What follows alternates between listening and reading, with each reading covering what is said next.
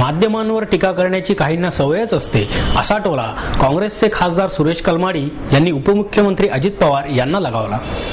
नांदेड जिल्ह्यातील लिंबोटी येथे मनार धरणाच्या जलपूजनाच्या कार्यक्रमानंतर आयोजित केलेल्या शेतकरी मेळाव्यात बोलताना अजित पवार म्हणाले, पत्रकारांना दंडुके मारले पाहिजेत। मीडियावाल्यांना सवयच आहे, ते खोटे दाखवतात, खोटे लिहितात, छोटा पूर आला असला तरी गावभर पूर आल्याचे सांगतात, असे वक्तव्य त्यांनी केले।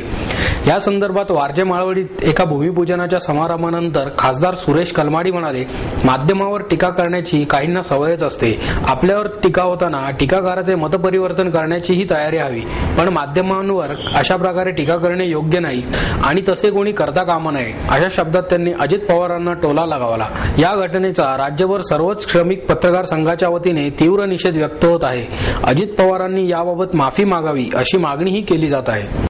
फ्रीडम ऑफ द प्रेस हा फार महत्त्वाचा विषय आहे आणि ते राहायला पाहिजे। तुम्ही पाहिलं की माझ्यावरच सगळे मीडिया अगोदर सुद्धा काय बोलत होते आणि मग आता काय बोलतात, पण तरी सुद्धा मी कधी असं रिॲक्ट केलं नाही। असं आपल्या लोकांचं मत असतं, ते कसं समजा कोणी काय वेगळं बोलत आहे कसं त्यांचं मतपरिवर्तन करता येईल याच्याकडे आम्ही विचार करू, पण असं बोलता कामा नये।